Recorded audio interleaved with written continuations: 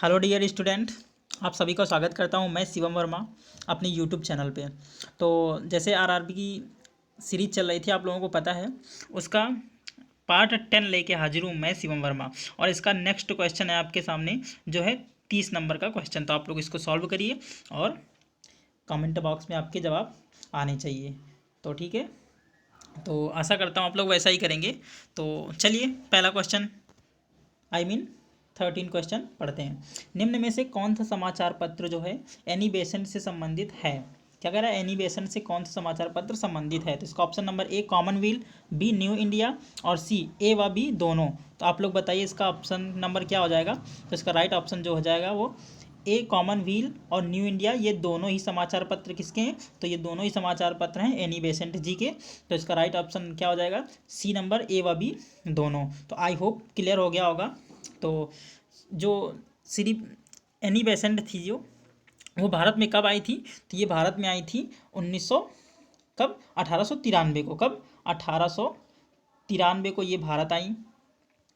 कब? 1893 को ये भारत आई, तथा 1933 में इनकी मृत्यु हो गई। कहाँ पर? तो मद्रास के अड्यार में। कहाँ पर? मद्रास के अड्यार में। ये अड्यार कहाँ पर है? तो ये मद्रास में स्थित है। कहाँ? मद्रास में स्थित है। अड्यार में कहाँ? मद्रास में। कब मृत्यु हुई थी इनकी? तो 2 सितंबर, कब? सॉरी 20 सितंबर 1933 को, 20 सितंबर 1933 को इनकी मृत्यु हो गई थी। चलिए बढ़ते हैं क्वेश्चन नंबर 31 की तरफ। तो आई होप कि आप लोगों को समझ में आ रहा होगा। तो एक बार मैं फिर आपसे कह देता हूं कि अगर आप लोग चैनल पे नए हैं तो प्लीज़ इसको क्या कर लीजिए, इसको सब्सक्राइब करना बिल्कुल भी ना भूलिए, ठीक है। और अगर आपको वीडियो पसंद आ रहा है तो आप लोग क्या करें, लाइक कमेंट और शेयर करें, ठीक है। और लास्ट में, वीडियो के लास्ट में मैं एक क्वेश्चन छोड़ता हूँ, आप लोग उसको ज़रूर सॉल्व किया करिए और उसका जवाब कमेंट बॉक्स में दिया करिए, ठीक है फ्रेंड। तो चलिए बढ़ते हैं क्वेश्चन नंबर 31 की तरफ, देखते हैं 31 क्या कहता है। तो ये रहा आपके सामने क्वेश्चन नंबर 31। लिखा है, गौतम बुद्ध का जन्म कहाँ हुआ था? गौतम बुद्ध का जन्म कहाँ हुआ था? आप लोग बताइए। इसका राइट ऑप्शन लुम्बिनी, सारनाथ, श्रावस्ती और कुशीनगर। तो इसका ऑप्शन नंबर क्या हो जाएगा? जन्म पूछ रहा है फ्रेंड, जन्म पूछ रहा है तो आप लोग जन्म बताना। इनका जन्म कहाँ हुआ था? तो इनका जन्म, मैं हिंट दे रहा हूँ कुछ, इनका जन्म हुआ था नेपाल में। नेपाल में इनका जन्म हुआ था। तो आप लोग अब तो समझ ही गए होंगे क्या होगा। तो इसका राइट ऑप्शन क्या हो जाएगा? राइट आंसर हो जाएगा लुम्बिनी, जो कहाँ पर है? जो है नेपाल में स्थित है। कब हुआ था? इनका जन्म 563 ईसा पूर्व इनका जन्म हुआ था। और इनकी मृत्यु कब हो गई थी? तो इनकी मृत्यु हो गई थी 483 ईसा पूर्व इनकी मृत्यु हो गई थी। कब मृत्यु, कहाँ मृत्यु हुई थी? तो मृत्यु हुई थी कुशीनगर में। मृत्यु कहाँ हुई थी? मृत्यु हुई थी कुशीनगर में। और कुशीनगर है कहाँ पे? तो ये है बनारस में। कहाँ है? आज वाराणसी उसको बोलते हैं। श्रावस्ती क्या है? श्रावस्ती में इन्होंने क्या किए थे? सर्वाधिक उपदेश इन्होंने कहाँ दिए थे? तो श्रावस्ती में इन्होंने क्या दिए थे? सर्वाधिक उपदेश दिए थे। सारनाथ में इन्होंने क्या किया था? सारनाथ में इन्होंने प्रथम उपदेश दिया था। कहाँ पर? तो सारनाथ में हो जाएगा प्रथम उपदेश। श्रावस्ती हो जाएगा सर्वाधिक उपदेश। कुशीनगर में इनकी मृत्यु हुई थी। कब मृत्यु हुई थी? 483 ईसा पूर्व कितनी वर्ष की आयु में? तो 80 वर्ष की आयु में इनकी मृत्यु हो गई थी। जन्म कब हुआ था? 563 ईसा पूर्व। कहाँ हुआ था? लुम्बिनी में। तो इसका राइट ऑप्शन क्या हो जाएगा? राइट ऑप्शन हो जाएगा ए लुम्बिनी। चलिए बढ़ते हैं नेक्स्ट की तरफ। आई होप आप लोगों को समझ में आ गया होगा। चलिए देखते हैं क्वेश्चन नंबर 32 क्या कहता है आपसे।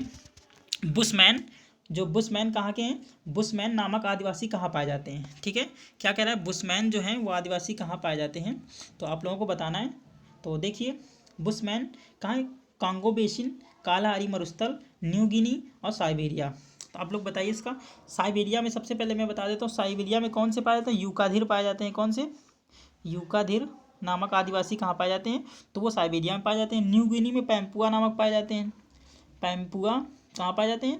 न्यू गिनी में। पैम्पुआ कहाँ पाए जाते हैं? न्यू गिनी में। और कालाहारी मरुस्थल क्या हो जाएगा? इसका राइट आंसर हो जाएगा। कालाहारी मरुस्थल क्या हो जाएगा? राइट आंसर हो जाएगा। यहीं पर क्या पाए जाते हैं? बुशमैन। बुशमैन नामक आदिवासी कहाँ पाए जाते हैं? तो बुशमैन नामक आदिवासी यहीं पर पाए जाते हैं। कहाँ पे? तो उसका ऑप्शन क्या हो जाएगा? कालाहारी मरुस्थल। कांगो बेसिन, कांगो बेसिन क्या हो जाएगा? कांगो बेसिन में पिग्मी नामक, क्या? पिग्मी, पिग्मी नामक आदिवासी कहाँ पाए जाते हैं? तो ये हो जाएगा कांगो बेसिन में। चलिए आई होप आप लोगों को क्लियर हो गया होगा। बढ़ते हैं 33 की तरफ। तो आई होप आप लोगों को बिल्कुल समझ में आ रहा होगा। तो अगर आपको समझ में आ रहा है तो प्लीज़ लाइक बटन पे प्रेस कर दीजिए और मुझे बताएं कमेंट में आपको कैसा लग रहा है। चलिए बढ़ते हैं 33 की तरफ। तो देखिए 33 आपसे क्या कह रहा है। कांग्रेस की संसद का क्या नाम है, ठीक है, नहीं सॉरी, कांग्रेस कहाँ की संसद का नाम है, क्या कह रहा है, कांग्रेस जो है वो कहाँ की संसद का नाम है। तो देखिए रूस, B Bharat, C America, D Israel. तो देखिए रूस की संसद को क्या कहते हैं, ड्यूमा कहते हैं। रूस की संसद को क्या कहते हैं, रूस की संसद को बोलते हैं ड्यूमा। भारत की संसद को क्या बोलते हैं, भारत की संसद को बोलते हैं पार्लियामेंट। आप लोगों को पता है क्या बोलते हैं, पार्लियामेंट बोलते हैं। और अमेरिका की संसद क्या हो जाएगी, इसी को बोलते हैं कांग्रेस। इसी को क्या बोलते हैं, कांग्रेस। कहाँ की संसद है, तो वो हो जाएगी अमेरिका की संसद। इजराइल की संसद को क्या बोलते हैं, इजराइल की संसद को बोलते हैं नेसेट। क्या बोलते हैं, नेसेट जो है वो इजराइल की संसद हो जाएगी। कहाँ की हो जाएगी, इजराइल की क्या हो जाएगी, नेसेट। इजराइल की नेसेट, अमेरिका की कांग्रेस, भारत की पार्लियामेंट और रूस की ड्यूमा। आई होप आपको समझ में आ गया होगा। तो चलिए बढ़ते हैं क्वेश्चन नंबर 34 की तरफ। तो प्लीज़ फ्रेंड, मैं आपसे कुछ नहीं मांगता हूँ यार, मैं आपसे बस इतना ही तो कहता हूँ कि आप लोग लाइक करिए और शेयर करिए। इसमें आपको क्या जाता है, बस आपको ना पैसा खर्चा होना है ना कुछ होना है। तो मैं ये कंटेंट बनाने में यार बहुत टाइम लगता है, तो आप लोग प्लीज़ ऐसा बिल्कुल भी मत कीजिए। और आप लोग इसको कम से कम 2 घंटे लगते हैं कंटेंट बनाने में और अच्छे अच्छे क्वेश्चन ढूंढने में। तो प्लीज़ फ्रेंड, आप लोग क्या करिए, ज़्यादा से ज़्यादा शेयर करिए, ज़्यादा से ज़्यादा क्या करिए, चैनल को सब्सक्राइब करिए। तो बढ़ते हैं क्वेश्चन नंबर 34 की तरफ। निम्नलिखित में से कौन सी जनजाति उत्तरी अमेरिका में पाई जाती है, कौन सी जनजाति उत्तरी अमेरिका में पाई जाती है, तो आप लोग पढ़िए। Red Indian, A number red Indian, B Maori, C pygmies और डी वेदास। तो सबसे पहले मैं इसको बता दूं, ये वेदास नहीं होता, वेदास होता है, इसको ऐसे लिखा जाता है वेदास, वेदास, ठीक है। ये कहाँ की जनजाति है, तो ये जनजाति है श्रीलंका की, श्रीलंका की जनजाति है वेदास। ओके। पिग्मीज, पिग्मीज कहाँ पाए जाते हैं, तो पिग्मीज पाए जाते हैं, अभी मैं पिछले क्वेश्चन में बता चुका हूँ पिग्मीज कहाँ के हैं, तो ये कांगो बेसिन के हो जाएंगे। कहाँ के हो जाएंगे, कांगो बेसिन। और माओरी जनजाति ये न्यूजीलैंड में पाई जाती है, कहाँ पाई जाती है, न्यूजीलैंड में पाई जाती है। और रेड इंडियन कहाँ हो जाती है, ये उत्तरी अमेरिका की हो जाएगी, रेड इंडियन उत्तरी अमेरिका की। तो अब ऑप्शन नंबर क्या हो जाएगा, is correct, Red Indian of America में पाई जाती है, कौन सी, रेड इंडियन। चलिए बढ़ते हैं 35 की तरफ। और मैं बहुत स्पीड में करा रहा हूँ और आपको सारे ऑप्शन भी क्लियर करा रहा हूँ।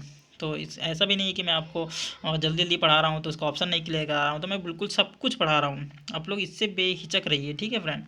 तो चलिए देखते हैं 35 आपसे क्या कह रहा है। तो देखिए क्या कह रहा है, निम्नलिखित में कौन सा नेशनल पार्क उत्तराखंड में स्थित नहीं है, उत्तराखंड में स्थित नहीं है। कॉर्बेट नेशनल पार्क, फूलों की घाटी, नंदा देवी राष्ट्रीय उद्यान और नामदफा राष्ट्रीय उद्यान। तो फ्रेंड आप लोग पढ़िए, कॉर्बेट नेशनल पार्क कहाँ पर है, तो ये तो सबको पता होगा, इसमें किसी को कुछ बताने की जरूरत नहीं है। कॉर्बेट नेशनल पार्क कहाँ पर है, तो ये है उत्तराखंड में। इसका निर्माण कब हुआ था, इसका निर्माण हुआ था 1936 में, इसका निर्माण हुआ था 1936 में। और ये किसके लिए है, तो इसमें क्या होता है, बंगाल, जो बंगाल में बाघ पाए जाते हैं, क्या होते हैं, बंगाल में बाघ, जिसको बोलते हैं बंगाली टाइगर, उन्हीं के संरक्षण के लिए बनाया गया था 1936 में। किसके संरक्षण के लिए, बाघों के संरक्षण के लिए, बाघों के संरक्षण के लिए 1936 बनाया गया था कॉर्बेट नेशनल पार्क। फूलों की घाटी कहाँ पर है, फूलों की घाटी भी कहाँ है, उत्तराखंड में स्थित है, ठीक है। इसकी स्थापना कब हुई थी, इसकी स्थापना हुई थी 1982 में। 1982 में किसकी स्थापना हुई थी, तो नंदा देवी राष्ट्रीय उद्यान और फूलों की घाटी, इन दोनों की स्थापना कब हुई थी, तो 1982 में इनकी स्थापना हुई थी। नामदफा है, नामदफा ये कहाँ पर पाया जाता है, तो ये पाया जाता है अरुणाचल प्रदेश में। ये कहाँ है, तो ये हो जाएगा अरुणाचल प्रदेश में।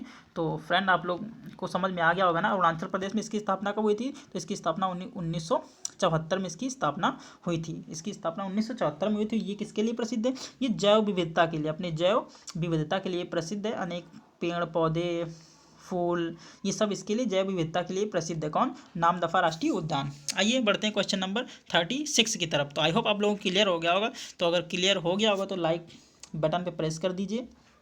चलिए क्वेश्चन नंबर 36 की तरफ देखिए। शांति निकेतन की स्थापना किसने की थी, क्या कह रहा है, शांति निकेतन की स्थापना किसने की थी। तो शांति निकेतन पता है आपको क्या था, ये क्या था, ये पहले ये क्या हुआ था, आश्रम होता था, लेकिन आश्रम की जगह आप क्या कर दिया कि इसको स्कूल की मान्यता दी गई थी, ठीक है। इसकी स्थापना किसने की थी, इसकी स्थापना की थी रविंद्रनाथ टैगोर, डॉक्टर राजेंद्र प्रसाद, जवाहरलाल नेहरू और महर्षि अरविंद घोष। तो इसकी स्थापना हो जाएगी रविंद्रनाथ टैगोर जी द्वारा, रविंद्रनाथ टैगोर जी द्वारा।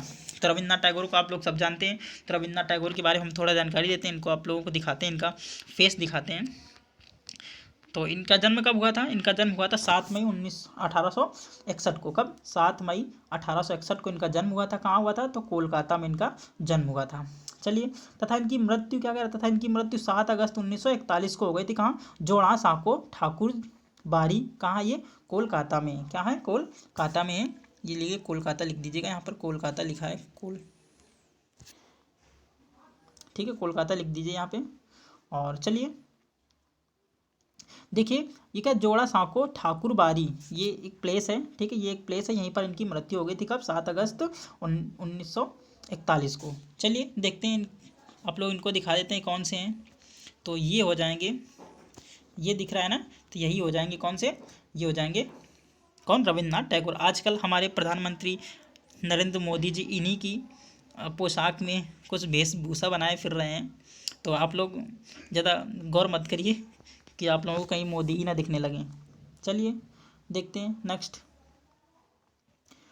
कर्मा क्या कह रहा है, 37 बात कर रहा है, तो इसका ऑप्शन नंबर क्या कह रहा है, ये जो कर्मा लोक नृत्य है, कर्मा लोक नृत्य कहाँ से संबंधित है, कर्मा लोक नृत्य कहाँ से संबंधित है, तो उत्तर क्या कह रहा है, इसका ऑप्शन नंबर बताइए। ऑप्शन नंबर क्या है, झारखंड, पश्चिम बंगाल, उत्तर प्रदेश, कर्नाटक। तो इसका ऑप्शन नंबर क्या हो जाएगा, तो मैं देखो ये सब ये लिख दिया हूँ मैंने यहाँ पर सब लिख दिया है कि कौन कहाँ नृत्य किया जाता है। तो झारखंड में कौन सा, सरहुल, जाट और जटिन, सरहुल, जट, जाटिन, सरहुल, जट और जाटिन कहाँ के प्रमुख नृत्य हैं, तो ये झारखंड के हो जाएंगे।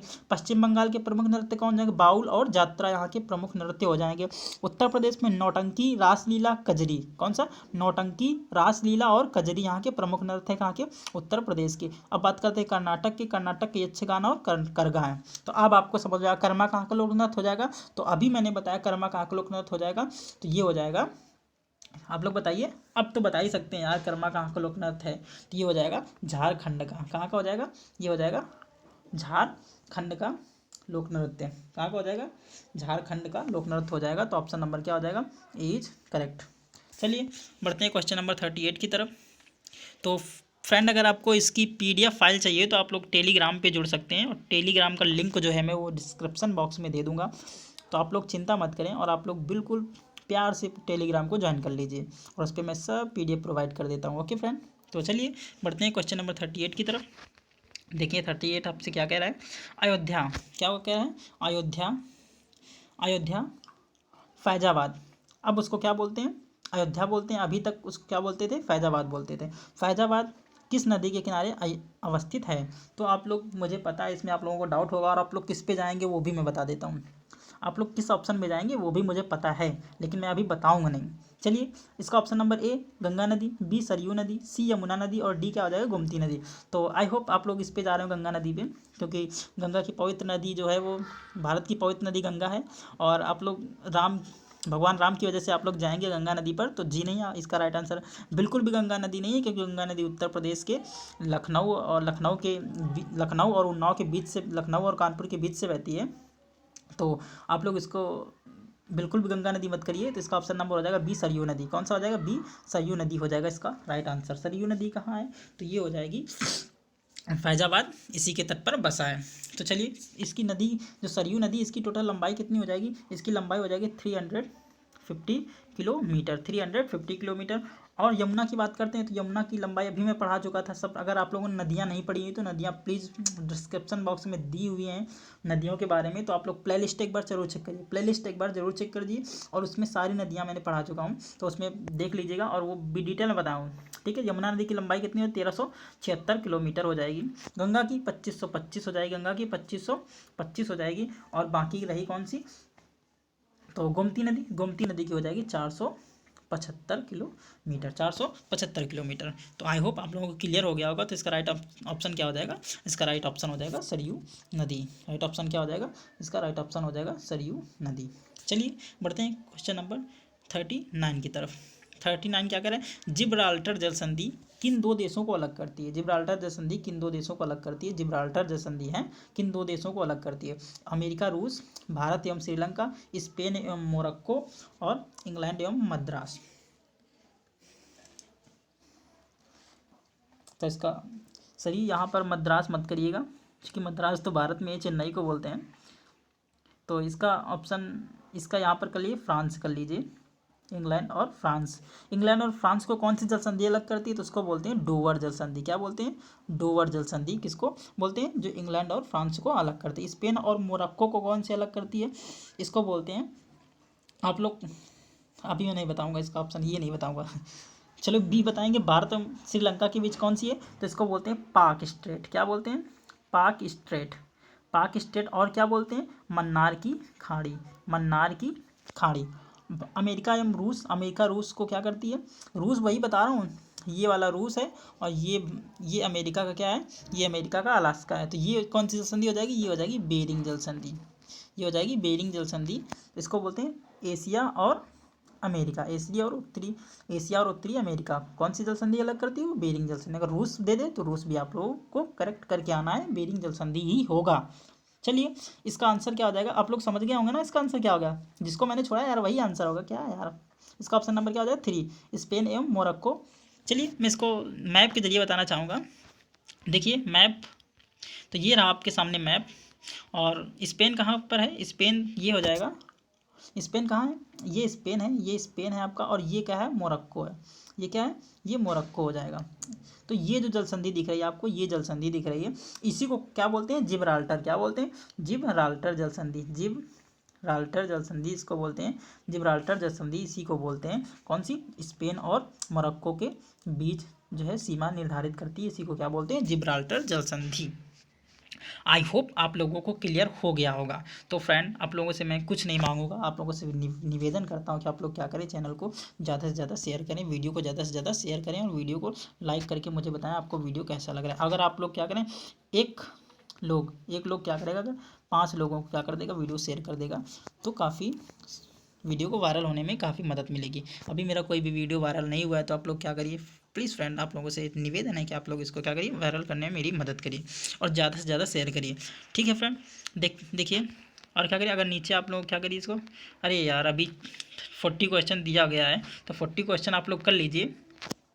देखिए क्या दिया गया है, आप ये क्या पर कह रहे हैं, दिए गए टीकों में कौन से छोटी माता से संबंधित, छोटी माता जानते हैं ना आप लोग, छोटी माता, ठीक है, उसी को चेचक बोलते हैं, चेचक जो है छोटी माता है, उसी कौन से संबंधित, रूबेला वैक्सीन हो जाएगी, डीपीटी, मप्स वैक्सीन हो जाएगी, टैब हो जाएगी। तो इसका ऑप्शन नंबर क्या हो जाएगा, इसका ऑप्शन नंबर हो जाएगा रूबेला वैक्सीन, जो छोटी माता से संबंधित है। किससे, छोटी माता और किससे संबंधित, तो जर्मन